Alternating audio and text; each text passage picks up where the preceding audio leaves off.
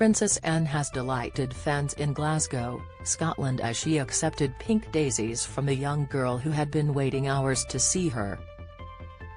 The Princess Royal arrived to the sound of bagpipes as she travelled from London following the procession of her late mother's coffin to Westminster Hall on Wednesday. As King Charles III takes a deserved break at his Highgrove residence, the Queen's only daughter travelled north with her husband Vice Admiral Sir Tim Laurence to meet well-wishers and charity heads, as well as government officials. In footage of the exchange with the young girl, Princess Anne said, "Oh, those are some very nice flowers. They are not for me, are they?" As 4-year-old Holly McBride held out her offering, her mother said, "The pink ones are for you."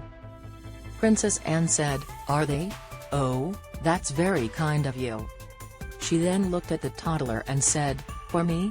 As the Princess Royal took the pink daisies from little Holly, the crowd let out sighs of awe. Princess Anne accepts flowers from 4-year-old Holly McBride in Glasgow. Image, Twitter. Princess Anne looks at the hundreds of tributes to her late mother. Image, Getty. Crowds welcomed the Princess Royal and her husband Sir Tim Laurence as the pair visited the city chambers on Thursday afternoon.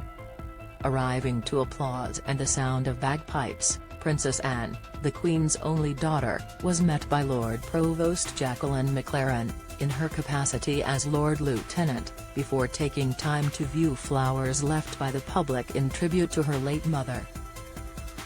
She and Sir Tim then made their way over to greet the waiting crowd, and Princess Anne appeared to be in good spirits as she stopped to talk to well-wishers.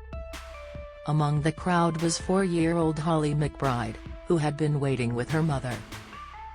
Read more. Heartbreaking image shows Harry close to tears at Westminster Hall. Reveal, Princess Anne chats to 4-year-old Holly McBride and her mother, Marie. Image, Marie McBride. Princess Anne was then led inside the city chambers, where she met Leader of Glasgow City Council Susan Aitken, Director of Finance Martin Booth, Lord Dean May Story, and Deacon Convener Bruce Reedford.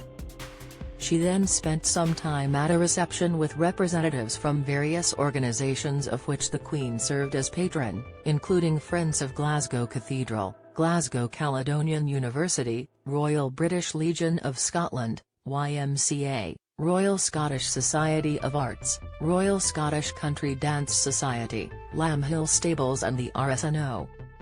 Rachel Ducker, Director of Finance at Chest, Heart, and Stroke Scotland, said there was a positive atmosphere during the visit, despite there being a sombre reasoning behind it. Ms. Ducker said, "The Queen was the patron of Chest, Heart, and Stroke Scotland, and she sort of championed our volunteering.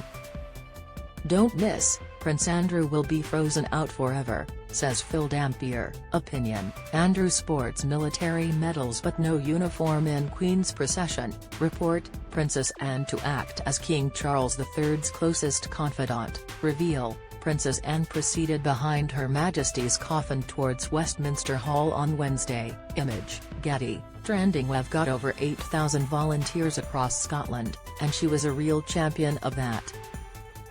It was lovely to bring 3 volunteers with us today to speak to Princess Anne about their involvement in volunteering, and for her to see the impact that her mother's patronage had on the charity.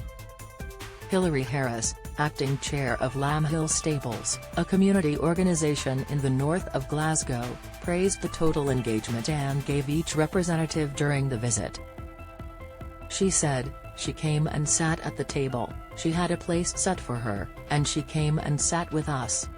There were 8 volunteers from our organisation."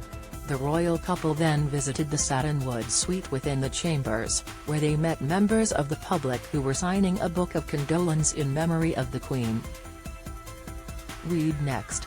Fears Andrew could represent King Charles III. While Anne left out, King Charles III urged to honour Princess Anne and Sophie Wessex. Honour and a privilege for Anne to accompany her mother Sophie Wessex, expected to become the new Duchess of Edinburgh. Queen's final journey is most tracked flight ever, but website crashes.